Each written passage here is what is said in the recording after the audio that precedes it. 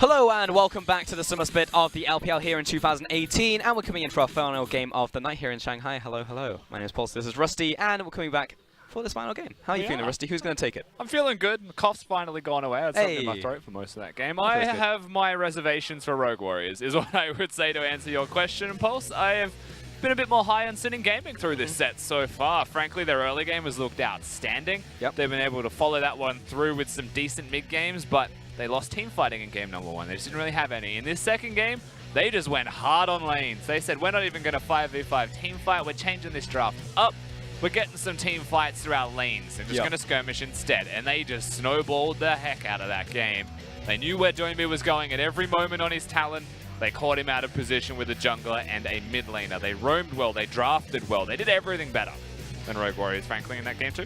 They did, but at the same time, it felt like Rogue Warriors were definitely playing with fire on their side. I mean, they early drafted talent without knowing mid lane, only knowing the jungle. They instantly picked up their Caitlyn alongside the Morgana. Like, there was smarter choices to be made in champions, like, for certain.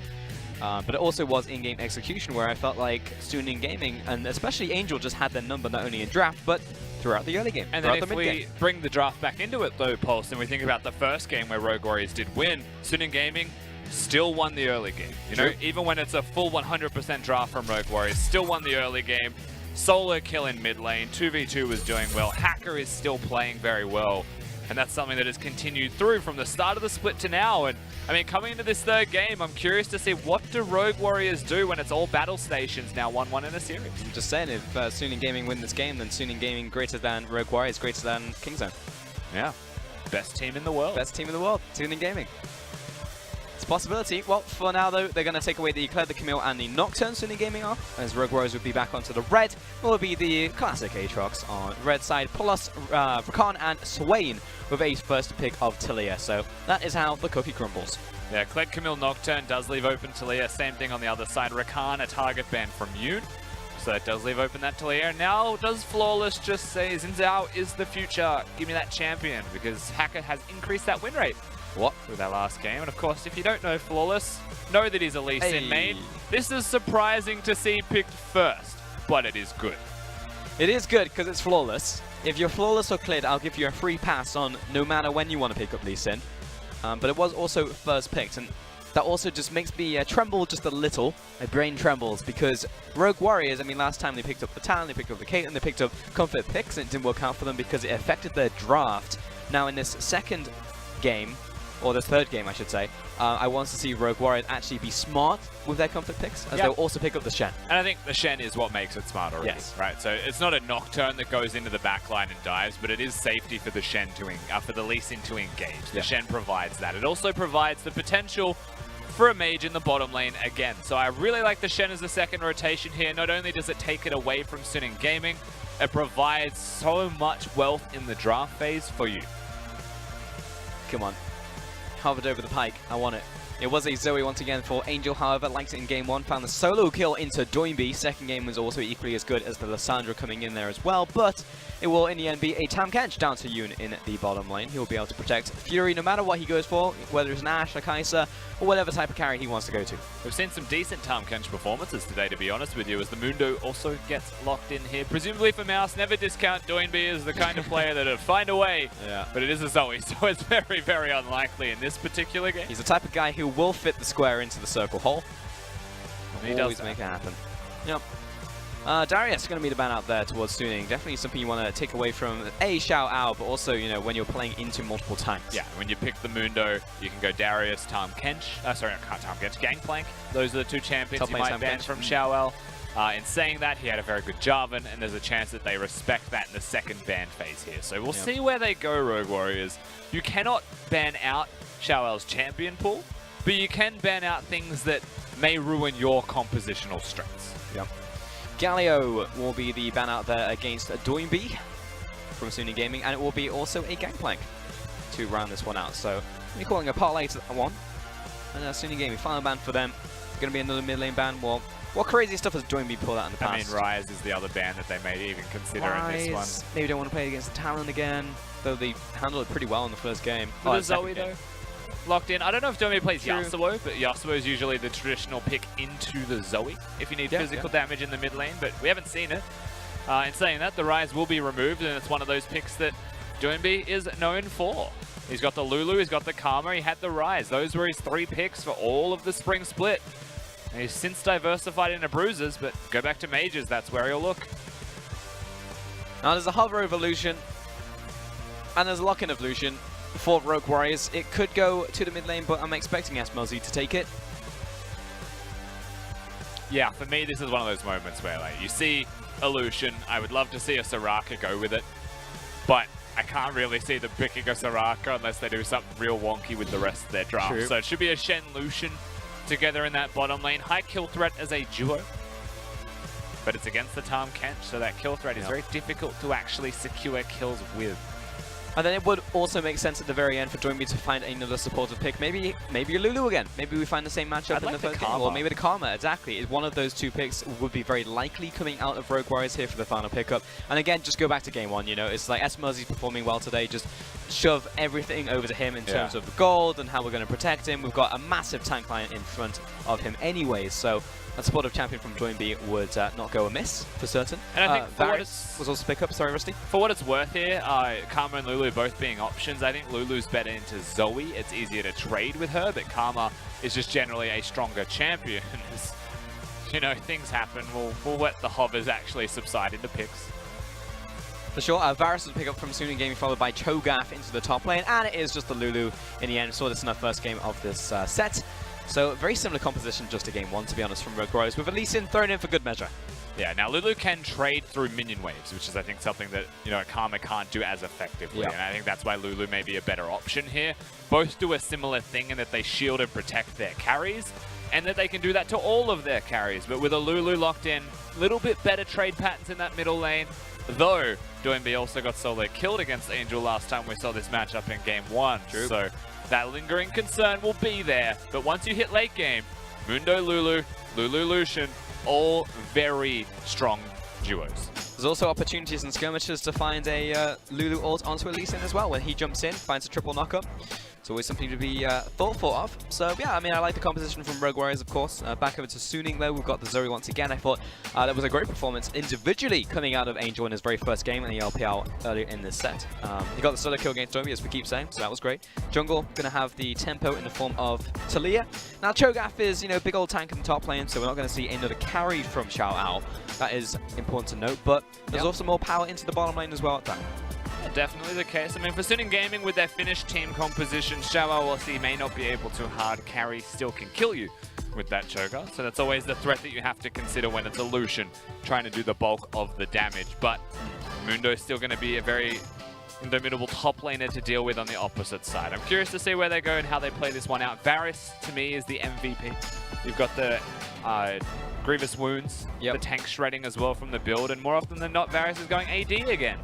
So with the Blade of the Ruined King potentially available with the Guinzoos, he will smack tanks very hard and will be able to hard carry late game. So that is an option now for Suning Gaming. But the option that they're missing, that they really utilized effectively in that second game, was the Rakan Xayah combo. Now it's a Tahm Kench. It's not going to be the hard engage tools that we saw before. It's Varys that will be doing most of that, but only from level 6 onwards. Yep. In fact, a lot of this for me, Pulse, is the OG Suning Gaming style. This is the get level 6 and get Yoon and Fury out of that bottom lane, bring them to Xiao Ao style. Yeah, take the Abyssal Voyage over there, man. Here we go, final game of the night here in Shanghai. Let's see if Suning Gaming can outplay Rogue Warriors one more time and make it the 2-1. For now, though, I'm going to send you over to the crowd.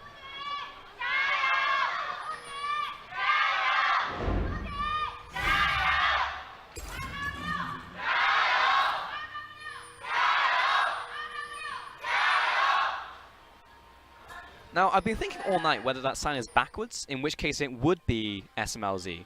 But I'm just looking at like the angles of that Z, and I think it might just be in the wrong order. I didn't see it.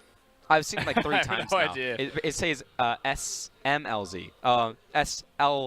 SLMZ, not SMLZ. Ah. Yeah. But I think it's just backwards. But I don't know if those signs are two-sided. I don't know. Because you have the LEDs, if it right? can be backwards when only the middle letters are backwards, though. What do you mean? Well, you just said it's SLMZ. That's the middle letters of the word, so how could it be backwards? Because if you flip it. If you turn it around. That'd be ZLMS. Yes, but then I'm talking about the S and the Z look very similar, so I'm trying to decide. Oh, if, like, right. You know what I mean? I don't know, man. I have no idea. Show me the sign in a VOD. We'll watch it later. I don't know how to answer this right now. I was like, come on, man. We've seen it 3 times tonight. It was a picture of a horse. That was very distracting. Wait, that's what you looked at? Yeah. See, I didn't see the picture of the horse. That's where the reference came from. Oh, okay. All makes sense now. See, Rusty and I look at very different things as a color in play-by-play. Yeah, I find the horse in everything. He found apparently. And I think about words. Anyways, 80% win rate, or is what people are thinking, over to Rogue Warriors. 80% of the voters. Yeah, managed to go up 5% from game number 2. So a lot of people still have faith in Rogue Warriors. It's all about that comeback, man. Second you see Flawless lock in Lee Sin, you start to really feel it. You know, as a fan of Rogue Warriors, you've got a bit more hope and faith in your team getting success, seeing him on his signature pick. And a while ago, Flawless was actually a one-trick. He could only play the single champion very well, and it was only in spring of this split where he started to branch out and find better champions to a greater degree of success. The Sejuani was the first of the lot. It's a bloody good one-trick, though. And here comes that one-trick. Double buffs in tow. Managed to Shadow Dash. Ooh, Flawless still holding on. Yeah, he'd have to ward jump to cover distance and doesn't have the ward available, so he wasn't really able to make that work. But Toynbee is down here at level 3. This is a 4-man dive. Yes, it is, Rusty. Pushing in the wave, and Unifury know exactly what's happening. No one is responding to the play either. So they're on opposite sides of the map, and but they're zoned away. They don't have wards to place in that bush, and Rogue Warriors make it work. There's only 2 of them. But no the vision. rest of them have left. Flawless is currently covering to stop the opposing jungler from getting a gank off at all. Yep. Just making sure that he's there as the standing ward. But Hacker wants none of it. He knows what's happening. He's just going to say, well, top side of the jungle is mine. Also, we had the bottom lane Reddit as well, just at the very end there. So it was nice for Rogue Warriors. Didn't turn into a kill, but it just turned into pressure and damage on tower. Mouse should be super aware of this, but still has to use his flash. Wow, yeah. He knew he was up against the wall and he was being corralled by a Hacker, so there was a good chance that he'd be knocked up and thrown back, or vice versa. So just decides to burn the flash instead. Yeah, it's just upsetting for Mouse in the first place. If your jungler's bottom side, and he has been for the past minute, you know that something's going on the top side. That's where all the junglers go, and you never saw the Talia. You have to assume that she's top side, but he has to use the flash. And now that means the Hacker can come back up there very easily, even hard farm to 6, and come top lane after. The other thing is, like, if Mouse hits level 6, and he's mostly safe though. In the mid lane, Angel, here comes Flawless, level 3. Oh, he's connected the cube, but no Lee Syndrome today. Hacker's also over the wall just in case. Oh, he's got a flash over anyway, misses the flick. You calm down. That was a lot right there from Hacker. He's feeling himself, but he shouldn't have been. There was no mana from doing me, which is why the start of that fight was a bit slower than you would like from Rogue Warriors. Of course, the flash forward was from Flawless. Maybe just a miscommunication, honestly, from the Rogue Warriors duo there. End result, nothing happens, but someone is burnt. Indeed. Whoop. Alright, Kahlua. Trading up against Yoon. Yoon, we saw his runes earlier, has actually gone again for the Glacial Augment. Definitely like this build a lot. Give him a lick and just charge at the face. It's good, but it's not that great into Shen. However, right now, they've got the chance. What were you just saying, Rusty? We'll have to flash away, though. Kahlua also ignites a flash after Fury! That will be the ignite coming through. SMLZ is going to chase them down, but he's another double tap. Oh, bursting light. All right, SMLZ. He displays them for the full there. SMLZ steps up massive and is able to find the trade. Also, as a giant wave crashes onto the turret. So whilst you saw the play, and it looked real nice from Suning Gaming, because it's not Suning Gaming that come out on top from that trade. And to elaborate, the reason that it's not good in the Shen is when he's got the W up. But it's like a 25-second cooldown, so it was super well navigated from Suning Gaming to trade twice in a short period of time. No taunt, no W, no chance to survive, and Kahlua doesn't flash away, so he just gets gobbled up. And that's what the Glacial Augment move speed bonus can do for you for certain. So they get this kill, but it's a flash forwards from Fury there, making sure the accused flashes, gets the auto. SMLZ feigns he's I'm done. I'm not done. Hey. It was all a ruse, waiting for that Q cooldown. Okay, Mouse is super dead in the top lane. Don't know if he had level 6 or not. I think he did because he popped his ultimate beforehand. He didn't have his flash regardless, and that's what happens when you use flash earlier in the game. They're able to come top lane and punish you for it. So it's still good from Suning Gaming, making appropriate trades across the map, counting on those timers and making them happen. Nice stuff from both sides, honestly. coming back into this bottom lane. That bottom tower is taking a lot of damage, so I wouldn't be surprised if Flawless is looking for, again, another repeat gank into the bottom lane to try and knock this one over. Though he is level 4, so he's got 2 levels to go for that level 6 when he's really going to turn online. And Hacker, he's been ganking, but he's also been farming. And he's now just hit level 6, so Flawless just dings, but it was almost a 2-level advantage for a second there. Hacker is definitely out-tempoing Lee Sin. Yeah, it's the scary thing about a Lee Sin, right? You wanted that level 2 gank. He wasted a lot of time just giving pressure towards the bottom lane. Yep. And that's noted through the experience difference of these junglers for certain. At the end of the day, we'll see what happens in the top lane first. Mouse, I think, just gets put to sleep. And there's nothing he can do. The flick is very easily hit after that point, and don't have a flash, don't have a chance to survive, honestly, through all of that. But what we're talking about in the bottom lane, Pulse, is that realistically, SMLZ's advantage is forged in part by Flawless's time. Yeah. So whilst he's behind in experience himself, he has given that over to the Lucian, to SMLZ, and what better a person to give that to be honest with you? I mean, already the composition is in place for him to be the guy, you know, person to look towards. So it makes sense. Also liked in that replay that, regardless of language, Mundo was always appropriately Mundo. Voice acting was great. He still just says Mundo, which is great. He does, but with an accent. Blue buff finally for Doinb, something that he's been struggling with in this middle lane. Always out of mana. Every time you look mid at a Rogue Warriors mid laner, he doesn't have a mana pool. It is gone. Doinb expends most of his resources to try and clear waves. He doesn't auto-attack and lose damage on turrets. It's a conscious decision from him, but it's something that has been ingrained into him since the day we first saw him, of course, play competitive League of Legends. When he was a Victor one-trick. Did you know when Doinb qualified into the LPL, yes, he played Maokai mid lane in that promo tournament? Really? Yeah, he did. I assume he won. I don't know if he won with the Maokai. I know that he played it. But he won because he qualified. Oh, Doinb. You know, I like Doinb a lot because he never changes. He always sticks to his guns. He always finds like interesting innovations that he can bring to the mid lane, and more often than not, they work. Unlike mine. Oh my lord. Jesus. Goodbye, Doinb. Get out of my lane, says Angel. No teleport from Doinb either, so just a nice little trade there. That's what Zoe does. That's what Zoe will continue to do to you. It's those mid-game trades where Angel was positionally out of place and was making mistakes. As bottom lane Hacker hacking his way into this bush. I feel like Fury made that very obvious, though. As, you know, standard positioning in lane. He was hiding in a bush for about 10 seconds, threatening the ultimate. And if you're Rogue Warriors, even if Hacker isn't there, you're like, well, they're trying to engage on us. I don't have flash. Oh, there it is, the chain of corruption. Oh, Kalua's just gonna instantly die on the spot. SMLZ chills for a second. It's like, where's my ally? Where's my support? He was locked down by the Varus ultimate. It actually changed to him, but he was at no risk of dying. Kalua was the target. That was surprising. If I was Kalua, I was waiting to protect SMLZ. Yeah. Didn't realize he'd be the one target. That dies is Flawless. I don't think he can get anything done here, but he has got Doinb nearby. I mean, when you're protecting the president and they actually shoot for the bodyguard, no one expects that. No. There's a Shen's back. Bodyguard's back. 4-man collapse into the bottom side. Good gobble up there from the Tam Kench. Oh, Flawless. The 2-for-1 special on the ultimate.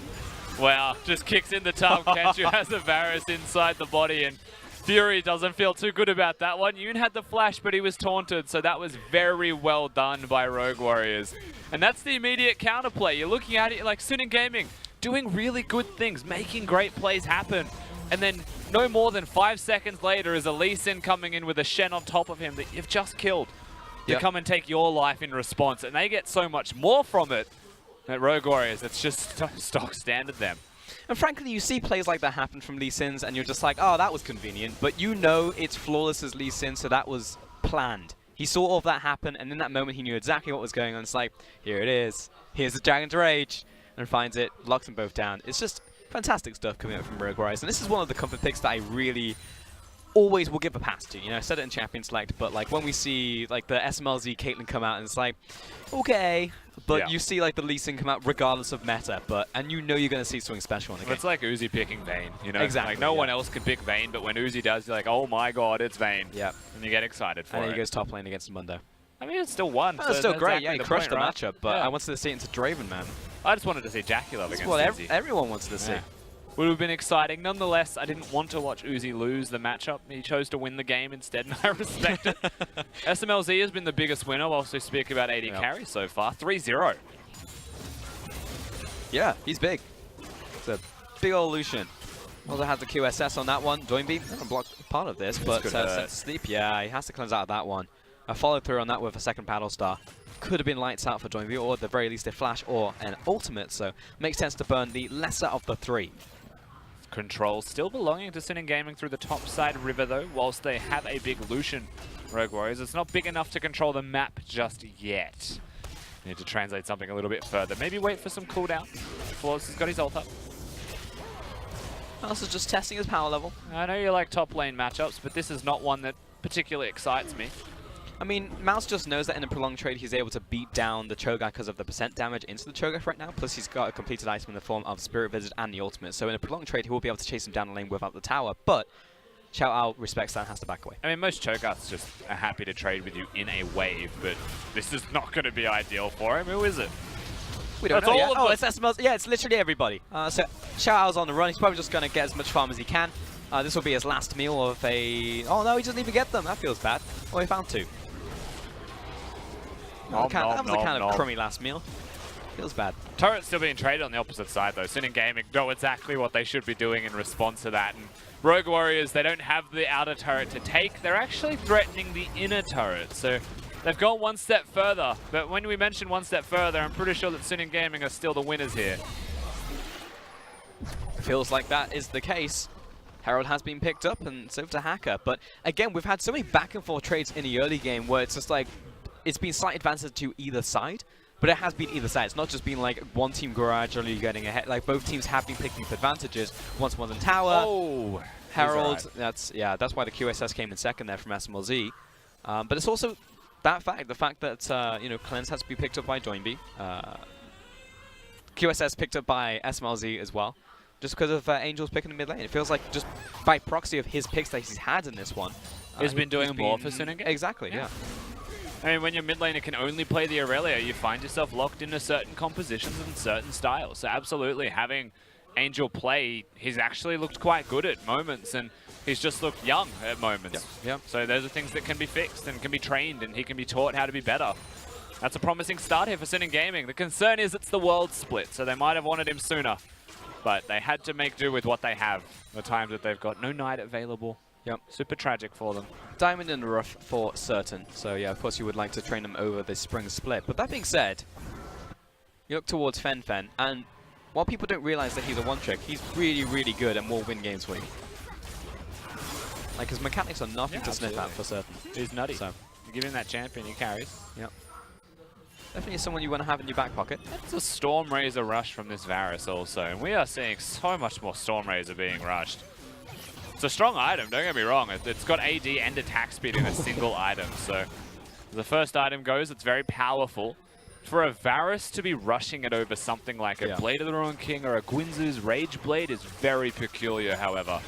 It means that he wants to crit that first person for a lot of damage, and most of the tanks on the side of Rogue Warriors aren't building armor just yet either, and most of them aren't tanks in the first place. Can we talk about these bubbles for a second? Like, I don't think I've seen a single one miss in the last like 10 minutes.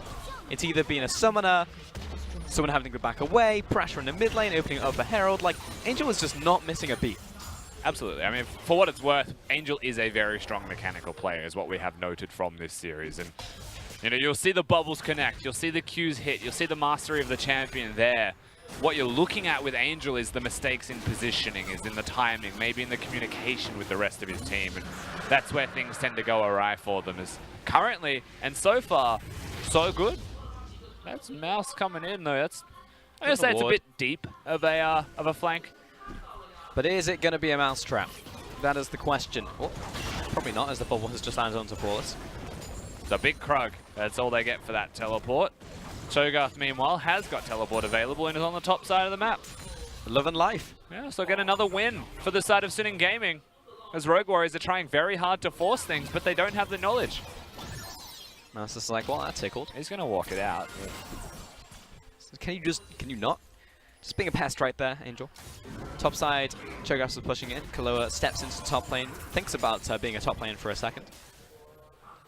Flawless might actually even catch some of it. He's pretty behind in terms of XP is what it feels like anyway, so not having the best time on this Lee Sin. And of course, most Lee Sins have their early game strengths. They've got their mid-game drop-offs, and then they've got their late-game hero plays. That's just the Lee Sin way of life. As Mouse gets some redemption. This is quite bad. Yeah, it has to teleport out of this one. I mean, it's not like Mundo has any hard CC, so I'll see you later, kid. But has to burn the teleport, otherwise he would have died. There were most people heading up to the top lane. Mundo even by himself would chase him down with cleavers. Because unfortunately, Cho'Gath's model was pretty damn big, so there's no way to get away from that one. I mean, in terms of decision-making, once again, just a little bit lazy on the recall positioning, and suddenly there's a teleport matched, where Mouse was meant to be at a disadvantage, where Sin Game were meant to have an advantage for themselves. It's gone. But this is an even game for the most part. I mean, top lane is now going to get collapsed upon by Rogue Warriors, so they'll even up the towers, but actually get ahead in terms of gold. Now, this is the first time in the series that someone hasn't just been like wildly ahead, and I'm talking about Suning for the most part, where they've had these early game leads. It's either been Rogue Warriors coming back, or Suning after closing it out, think of game 2. So there's actually going to be a different style and a different flavor to this game as we approach those fights. And what has been promising so far from Student Gaming in that early game, now we find ourselves at that crossroads of, can they keep up with the Rogue Warriors that they're letting get to the item spike? They're letting get to the mid and later stages of this game. They've got the Varus to match the Lucian, so they do have the AD carries there. They're not going to be, you know, mage against AD carry late games. It's going to be a pretty interesting time to explore how they go. I mean, the concern really is just SMLZ at the end of the day, right? And he's actually going towards a Black Cleaver second as well, so he's specifically looking towards damage right now on the 2-item power spike versus, you know, going for an early Essence Reaver, which is interesting in itself. Or setting the trap, though. Kahlua again under attack, and it's again the bodyguard to go down. Good safeguard there from Flawless. It's damage control, but Suning with a real nice pick. And they've shown just how easy it is to kill a support Shen time and again. They catch them out through vision control, and Suning Gaming continue to step forward. Now, they don't have the Varus ultimate, so their engage is lacking. But if you hit the bubble, you hit a Cho'Gath knock-up, everything else can follow very easily with the damage that they've got. So that's what you're looking at. Start with the vision, make the picks. If there was an objective, I'm sure they would be sprinting towards it, but not just yet. No, wishing it was maybe a minute or two in the future where Baron will be a possibility, but not to be the case. That is, however, a warning shot to be fired the way of Rogue Warriors. They need to be very careful that if that happens again, then maybe it is something like, yeah, that's real unfortunate. But maybe that does happen, you know. Maybe it is a pick into a Baron, a pick into a Dragon. Next one's going to be Cloud, but you know, later on into the game, something like the Elder is going to be on the menu. And Angel is just constantly just hitting these bubbles, and that's turning into picks. Yeah, it definitely is. If the bubble hits, if the flick hits, the Cho'Gath Q hits, Varus ultimate even follows up. Even a Tahm Kench tuck, honestly. A slow is all it can take for Suning Gaming to find entryway into a kill. That's the scariest thing for a Lucian. Has got the QSS, but at the end of the day, he's got to be dealing damage, and the QSS just to survive is not going to be enough. Look at the build from Kahlua as well. Kindle Gem after Boots of Lucidity. Just wants that ultimate more often, the taunts more often. Just try and be someone in the front line to protect SMLZ, because they've got a front line together. That team composition, the only one in the back line is Doinby. Yep. That's fair. What's your take on SMLZ's build going towards the Black Cleaver here second instead of going towards like the Essence Reaver build earlier and looking towards the crit and getting up that way? Do you think it's a build out of necessity because otherwise Suning would be like, all right, great, and they would just rush objectives? I mean, right now the biggest utility you get from an Essence Reaver rush is the dashing constantly. Correct. The Essence Flare now providing you that cooldown reduction is good for him, but not every Lucian does it. In fact, the standard build for the most part is Black Cleaver into Essence Reaver third. So I think he's gone the standard route, but in terms of why would I go one over the other, I think the Black Cleaver just provides more immediate strength and more noticeable strength without the resets. Yeah. I feel like it's very much necessary because without that, you're relying on Lulu damage and the stuff coming in from the tanks, which is still sizable at this point in the game. Flawless's Warrior Enchant will still do a lot of damage with the ultimate. Same thing from Mundo over time in a team fight, but just feel like they actually need a bit of a kick coming in from the AD carry. Because you don't get the crit from Essence Reaver anymore. That's one thing that needs to be noted. And usually, you know, if you go Essence Reaver, you wouldn't be building it with a Blade of the Ruined King. Yeah. Instead now, of course, you can go towards that. What you'll be missing here for SMLZ is a little bit of extra mana, in particular, your ability to spell sling and hold lanes through the mana return of the auto attacks. And instead of having that, he's going to have the same amount of cooldown reduction, but he's going to be tankier. Yeah. And that's what you would take the trade-off to realistically be.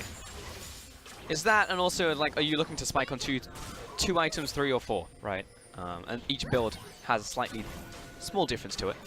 Suni Gaming, though, is feeling pretty strong right now as a 5-man stack.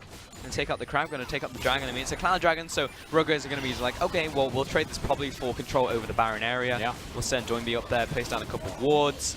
But there's actually not a whole lot of control wards in the inventory. They're just going to be able to clear out some. Yeah, absolutely. I mean, Rogue Warriors don't have absolute control. That's a nice deep ward, however, from Flawless to maybe find a teleport flank available. I wouldn't say that they have a want to teleport flank by any means. There's no propensity to do that with the composition they've got for themselves. What they have got right now, however, Rogue Warriors, is a strong item spiking position.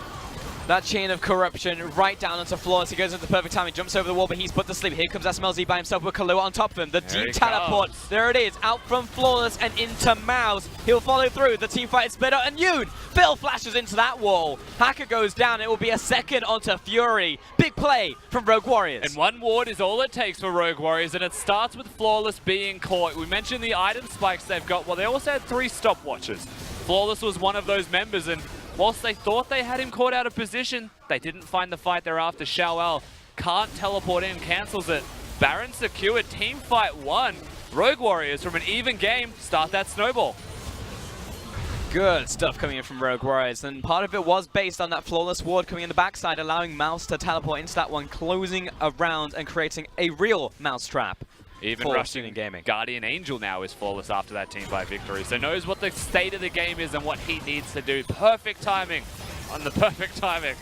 SMLZ, of course, has a Shen on him, so they're able to threaten here. And with Doinby next to SMLZ, never at risk of dying. Notice that he just dashes forwards. He doesn't really care for any of the pebbles on the ground.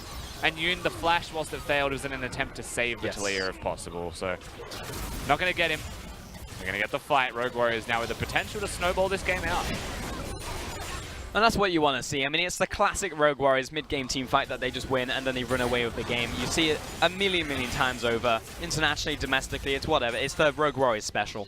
It's something that you have to think towards. SMLZ just dodging away from that rupture. And Suni Gaming, I mean, what's been their typical strength is how hard they hit in the early game. That sucker punch. And it's just like, actually, can they find the takedown in the end?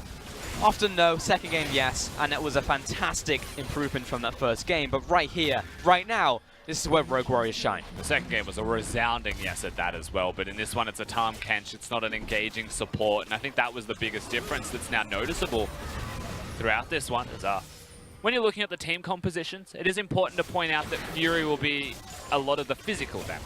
If you're looking at that composition and saying, well, Mundo's unstoppable. Yeah. He's got a Spirit Visage, he's got a Warmogs, he's got another Spectre's Cowl, and even the Stopwatch. But if Fury can be putting down damage successfully, then they can actually win those late game team fights. And this is a very different flavor hit from the side of Sin Gaming, but I think it can be successful. They just botched a little bit there in the red side jungle, and they gave too much to Rogue Warriors. And that's it, ultimately, from what we've seen from Suni Gaming, is that it's just botching execution versus anything else. I mean, often the idea is good, the draft is good, but actually following up in game, in the moment, seems to be some of the problem for them. We saw that out from the Kennen game from Xiaoao, how the team interacted with it. Just earlier before then as well, approaching the Baron just slightly the wrong way, and you know, a team like Rogue Warriors will punish like that. You know, it's you said in game 2 you can't get, or game 1 rather, it's not something that you can't give Rogue Warriors advantages like that or opportunities to come back into the game, because they will grasp it with both hands and run away with it. You know, the best thing about the LPL is that we have stylistic teams. You know, a lot of the regions in the world will have their meta that they forge for themselves. Some teams will have pocket picks, but we have team styles. You know, it's not just a champion of choice. Flawless has the least in this game, but that's one champion. The style stays the same. And Sin Gaming, their style is early and mid. They haven't got late game going for themselves yet. For Rogue Warriors, it's finding a mid-game team fight, just hard snowballing from that 5-man play. And you're seeing these styles collide. You're seeing Sin Gaming miss the execution, and suddenly the style of Rogue Warriors takes over. Punch, counter punch. Yeah, Sin Gaming missing the first one, of course, results in this one. There comes the wall. Coming across Rogue Warriors, zoning away with the culling. Chain of Corruption comes in early onto Mouse, spreads to the rest of the team. Yeah, it's a lot of resources. Flawless aggresses forwards. No longer has any wards, only has a control ward left for a final jump. But the tower's dead, the objective is done. Yeah, absolutely, Rogue Warriors just get what they're after. That was a lot of stuff used to try and get them away from the turret. Yeah. But the Talia wall wasn't timed well enough to actually deter them. In fact, it looked like they wanted to maybe separate the herd, find an opportunity. And without that being available for themselves, they just used everything and had to disengage because it wasn't successful by any means. Rogue Warriors, they saw it used flawless with that ward hop, whilst it was super aggressive and didn't find anything. Threatened so much of the map, they just had to back away in respect. He did indeed. And Rogue Warriors, it's still an advantage over to them. Maybe they would have wanted more with the Baron buff, but it's still good. 5 towers to 3, leading in terms of gold, towers, objectives. Apart from maybe Dragon. There is, of course, an extra cloud over to Suning. We can take a look at the gold real quick as well. Yeah, there's a lot of numbers over 10k. If you're looking at Rogue Warriors, top lane, mid lane, and AD carry, 12,000 over to SMLZ, a 3,000 gold advantage over to him compared to Fury. Big deal, 4 kills and an extra 50 farm will do that. The only person that is behind on the side of Rogue Warriors is Flawless, but because he has that Guardian Angel available, he's still going to play the same style that he would otherwise be playing, because he's on that Lee Sin. So they are set up very nicely here to try and finish this game out if possible as the Rogue Warriors roster. And with their 3-item spikes starting to come across, but the Lulu and Illusion starting to really turn online. It's get super dire for Suning Gaming, but it's always possible. I can't discount their compositions against one another. Yeah. I just have this feeling that Rogue Warriors could lose that next fight very easily if they make a single team fight error. Bubble in the right place, Fury with the ult in the right place, Fury in the right place. Yeah, like there's a lot of things that can go well for Suning Gaming. Like that pick potential is always something to keep at the back of your mind. The potential for Yoon to find that clutch save onto a target being focused out. Like there's still potential, even with the 6,000 gold advantage. Rogue Warriors need to be clean in their execution because ultimately they're a single target, single damage composition. I mean, yes, you have damage coming in from Domi in terms of the burst, but it's SMLZ. If SMLZ goes down, and while he has a great positioning, if he does die, then Rogue Warriors are in struggle street. Yeah, we've still got some big tanks in the front line as well, some fridges running around, so there's also the possibility of a straight up front-to-back victorious team fight for certain here for Suning Game. So you can't call them all fridges. They are all fridges. No, they're absolutely not. The furthest I'll go is Tam Kench calling him a fridge, because sometimes inside the fridge is a good midnight snack. You're thinking of it literally, though. I am, yes. Have you ever moved house? Yeah, 10 times. What is the heaviest thing to move in that house? My piano. Okay, you have a piano. It's usually the fridge. So you can call them pianos if you'd like. I'm committing to fridges. I lived on the 2nd story and had to move a fridge. And let me tell you, it was me and my brother, and he just stopped carrying it halfway down the stairs, and I almost died. Fridges are not to be messed around with, people. Who does that? Who's like carrying something with someone who's like, all right, give up? Well, okay, so when you, now I have to justify it for him. Fridges have water stored in them. Yes. And if you're carrying the bottom of the fridge and you tip it to carry it, the water leaks out and you actually have wet hands. Yeah. So it's hard to carry. Sure. Yeah. That's what got him. He freaked out and he's like, I got wet hands. Thought there was something on his hands. Never get wet hands, folks. That's when it all goes wrong. Life advice from Paulson Rusty on the LPL. What's Flawless looking for right now? He's hunting. You want other life advice? Do not put pineapple on pizza. That's a big one. Fold, don't scrunch. That's true. I'm fully aligned with you on that one. Only animals scrunch. I don't even know why that's a thing, to be honest. There's no way it's more efficient. I can't think into the minds of those people, Pulse. I'm unsure. And always make your bed in the morning. That's an important one. And the reason it's important is because you start your day with a victory. Starting your day with a victory is the best way to succeed in life. You've heard that here first. I got really sentimental on you, Orbit. I'm learning a lot today. Not only about Rusty, but things to just do in life that just make it better. I didn't intend to get that deep. Maybe that's what Suning Gaming did this morning. They all made their beds. They started with a win, and they were like, you know what? Feeling good. Coming with that game 2, smash Rogue Warriors. It's like, okay. Yeah. All could have been because of that. They should be feeling great after that game 2 victory. And they are not scrunches. They are not pineapple eaters. They're not. This game is also stagnated from that Baron being taken. It absolutely has. Baron's back up though, Rusty. It is, and that's the opportunity. That is the window where Suning Gaming can try and make that play happen. I feel like if they lose this next Baron, it will be the lights out moment. The gold lead will just grow too large, up to 6,000 from what was an even game. And expect to see that again. Now, this has been done with vision. They still haven't cleared that ward until now. And maybe a bait, they might want to turn and fight quickly. And of course, doing it on vision usually indicates that. So you can see the apprehension from Suning. For sure, Angel seeing if he can just connect a little bubble there, but not going to happen. It's down to around half this Baron, but Flawless over the wall, looks for the follow-up and kicks the Cho'Gath into the team. Can we kill him fast enough though? That's the question, because Yoon's found the save right there. Angel over the wall looking for the assassinate, but he stalls the backline. Mouse, he's like, where's my team? Jumps in by himself, double knock-up lands, but the rest of Suning does not want in on this train. No back away. There's a lot of damage still coming out of that Varus, but they go back to the Baron. They actually gain a lot of health from hitting this. No Mundo ult though. This is risky business from Rogue Warriors. They're playing a delicate game. Is indeed, and Mouse was looking for a business call right there, chucking these briefcases towards Suning Gaming. Pushing up. They got top lane, there you go. So they're changing the plan up here. They've shifted the game on its head, and Rogue Warriors are going for the turrets. Baron not to be seen just yet, but it was a nice little idea and a nice bait. With no ultimates, however, Rogue Warriors change objectives. Nice rotation into the top side of the map. That will be the tower takedown. Ooh, steady hacker. Do not want to be caught out. There is a mid lane push, however, coming in from Suning Gaming from those minions alone. Something that Rogue Warriors will have to deal with if they want to set up once again for this Baron. And we do have a recall coming in from Mundo, though. He stops it, just in case someone decides to step up here from Suning Gaming, which was definitely a possibility. And usually mid-priority is the biggest entryway into the game. If you have mid-priority and the fights are around Baron, then you usually have free access to the Baron. You know, you can just get to the river for free, get up there and contest. You only need one ward to get super close to the objective. In this case, Suning Gaming, they have that control, they have that capabilities. And for Rogue Warriors, they just wanted to fight. They found an opportunity, but realistically, the flash kick from Flawless just moved to Cho'Gath to press his Gargoyle Stoneplate, and then was gobbled up by Yoon. Suning Gaming. Okay. They're on. All right. Starting off the Baron, that will force the teleport. Oh, he has finished it. Immediately popping the ultimate. He does have the perfect timing, though, but where's the team? Instant flash away. Great dodge from the Rupture.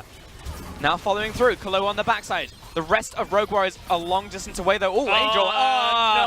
No. The worst type of timing. Maybe it works out. SMLG jumps over the wall, has the shield on top of him, follows it with the culling. He was shooting backwards right there. That's not how guns work. And it was a Spell Thief W, so no one freak out. He didn't use his stopwatch inappropriately, but he definitely inappropriately used the Spell Thief W. So Rogue Warriors, they push him off. Mouse just plays very well, honestly. Maybe shouldn't have finished the teleport, but doesn't matter. They still want to turn. They still want to fight. Remember, they shred this Baron very quickly. Rogue Warriors now with SMLZ on his third item. Xiao out once again, locking down the Cho'Gath, but plenty of time. Oh no! Flawless dropped down from the skies. He's about to be the sacrifice, and the instant call was made by Rogue Warriors. Burned down the Baron. Can we get it? Yes, we can! Oh, we'll go over to SMLZ. Now we're looking for the turn. Xiao out is low. He's taunted up. Yoon backing away, but Mouse is back for more. Following down onto the Tam Catch, and SMLZ. Look at the carry. He's round two. He's chasing after, and here comes Glua once again. Finds the lockdown. Triple for SMLZ. Quadra, in fact. And there's only one member left. It is Angel. And only Angel left alive. Rogue Warriors effectively 4v5. They want that Penta. Look at SMLZ. He's chasing, he's hunting. Angel, it's down to him. Can he find the bubble? Oh my God. That's so much damage. Oh, he's just chasing him down. SMLZ, last auto. Come on. Perfect timing. Are you gonna tease us like that, man? That's gonna be the Penta coming in for SMLZ. They give him the 5 kills. Penta kill for SMLZ. The game goes with it. And Rogue Warriors, they get the 2-1.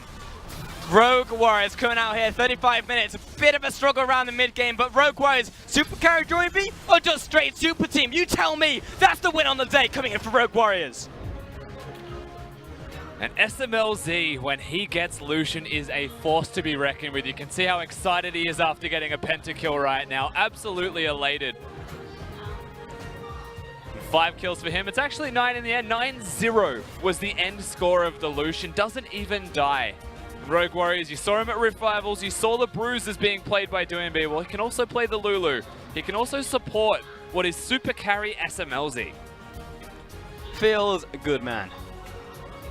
2-1 coming in here from Rogue Warriors. Tried something funky in the second game, and then in the third game, Flawless just played his ultimate card. Just places down the Lee Sin and it's like, all right, this one's mine. I'm going to carry it through this game, boys. And then SMLZ will be there on the backside to finish it off. Well played to Rogue Warriors. Well-deserved bout coming in here as well to Shanghai. Again, still a packed crowd following in from that Invictus Gaming series earlier. No, it is SLMZ, isn't it? Yeah. Damn. Unlucky. Well, we can't all be winners, but on the opposite side, we look at Angel, and great performance from him. You saw him, it was, you know, a bit of sadness, first loss coming in for him, but he had some great performances by himself on an individual level, so he can definitely go backstage, head held high because, I mean, hey, you got a solo kill against Super Carry Doinby in your very first game. In your first game, absolutely. I mean, it's hard to say that Rogue Warriors were playing at 100% here, but I really do feel like the difference between Suning Gaming and Rogue Warriors wasn't all that much. I really did feel like from this set that Suning Gaming have what it takes just from that sample size, that it might have only been the 1%ers that were actually the difference here. The smaller details, could be communication, could be the shot calling, whatever it is, it was a small amount, and that small amount was the only entryway that Rogue Warriors needed to win.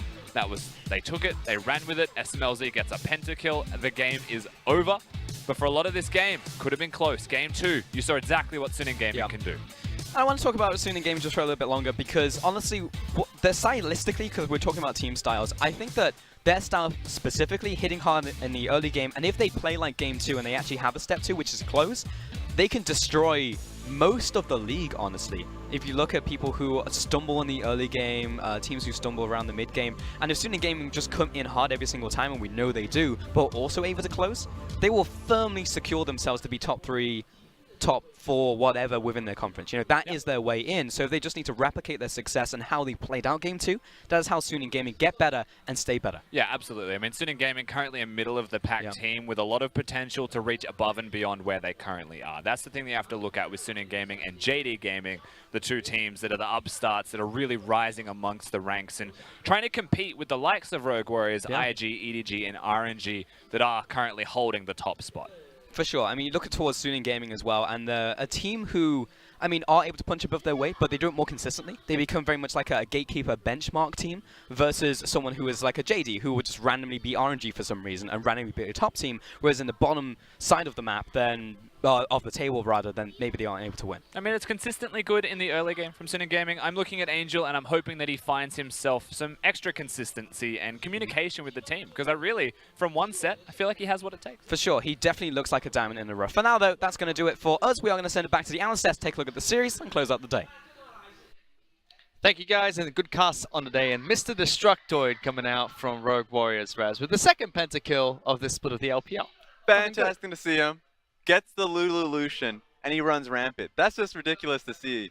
Second, you already mentioned, so good job from SMLZ. And it's not gifted pentakill, the one that for its time. Oh, he tried hard, dude. We're gonna no. This is a tie one. That was a gifted kill from the fountain. So technically, the first real pentakill here in this split of the LPL be picked up by SMLZ. Rogue Warriors able to take game 3, but all 3 matches, no matter who won, had a very similar story, which was Suning were able to control, if not hold on to most of the early game and fight back against Rogue Warriors, which we kind of expected with Suning being an early game style team. Yes. Late game, Rogue Warriors, that's where they shined in 1 and 3. Only game 2 was where Suning were able to completely dominate. The experience, I would say, mental fortitude of Mouse in particular is something that really catches me, because Mouse this series got targeted out in the top side of the map. It happened. If there was a trade happening for the team, it was Rogue Warriors getting a positive in the bot side of the map, but then he died top side. But you mentioned the team fights, and he was pivotal for it. He was so crucial on the flanks in particular. I felt like there was a crucial team fight that ended up happening mid-game when Suning Gaming were really far ahead. And it was looking poor for Flawless, who got caught out.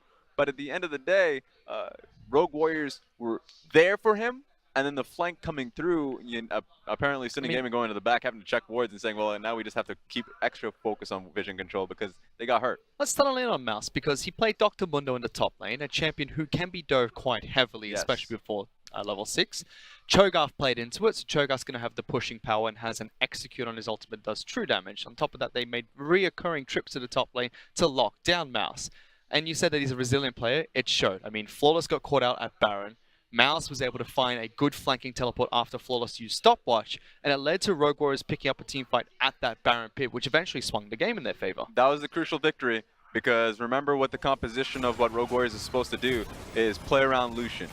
So I already talked about how the fight ended up happening. You can see it for yourselves. The TP coming in from Mouse right behind them catches the carries perfectly.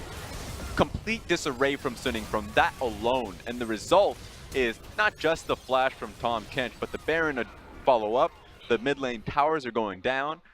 From that point forward, Suning have no more advantages, and they can't team fight no longer because they don't have the consistent damage. Sure, maybe if the Infinity Edge is finally completed by the crit Varus, perhaps, but that's way too far down the line, and Zoe's not going to be able to help you in the middle portion of the game. And they punished them there and there. Rogue Warriors picked off the Baron. I mean, Suning had a slight chance to go for a steal. I know that Xiao went for a flash and almost stole it with Cho'Gath's ultimate. It was actually SMLZ that secured it. And not only did he secure Baron for the team, but he followed it up with a flashy pentakill himself, picking up the second one that we've seen in the Summer Split of the LPL. And he did it with style. You talk about him having to work for it. He did. Front to back, chasing him down. It was fun to see that it all started with the kick as well. That it was SMLZ hammering them down. So this was really, really early on while he was protecting the Baron from happening.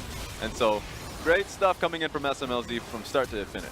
He just casually dashes over all the rocks. Doesn't matter. It's not like you get dealt extra damage when that happens. Followed up with Kahlua as well, locking down the 4th target. They just hunt down the last member. And these are long death timers, 30 seconds to boot. So you could just chase him down, zoom it over, because guess what? Lucian is a pretty fast man, and you ain't running from him. Come on. Oh, come on. Give it to him. Yes! That's what I'm talking about. He picks up the MVP as well for that match itself. Rightfully so. That's 2 games now where SMLZ has been able to showcase his mechanical ability on AD carries. 100% kill participation from an AD carry, no less. From a Lucian that's supposed to be on side lane, that really hammers it home that this team focuses on how SMLZ plays. Absolute machine. A robot as well, Raz. This man, look at him! That doesn't look like a man that just picked up a pentakill and then won the match for his team. He's forgotten about it.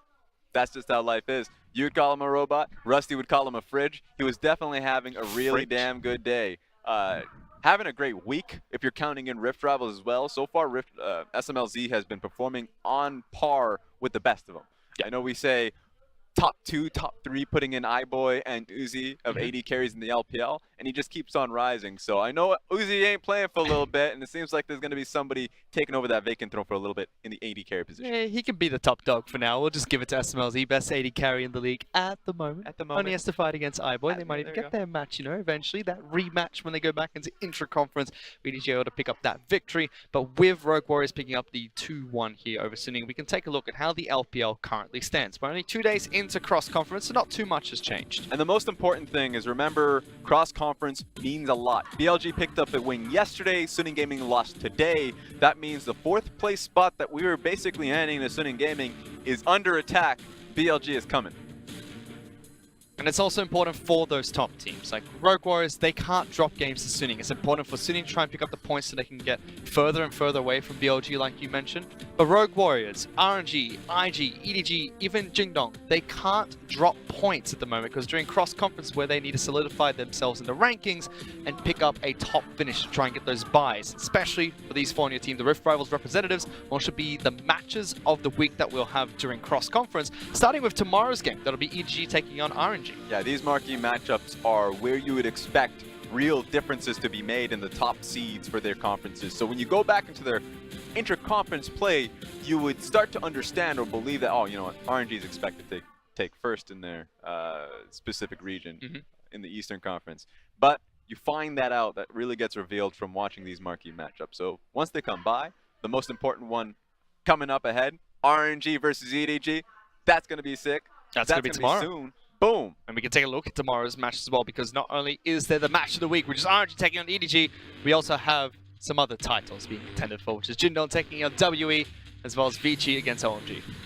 It just hurts my soul to see JDG versus WE. JDG basically took WE's spot, being that best really early on. Now, of course, Eastern Conference versus Western Conference, but WE's not having a good time trying to find themselves as a team-fighting team, while JDG have found that exact identity. But it leads up to our match of the week, Rez. The one that we cannot stop talking about, because it's the rematch of the spring finals between RNG as well as EDG. Yeah, and with a twist, remember, Uzi ain't playing, so we're going to be seeing Zatai and Let Me. We're expecting that. It depends if they bring an Able to the field. So there's a lot of uncertainty when it comes to the roster of RNG.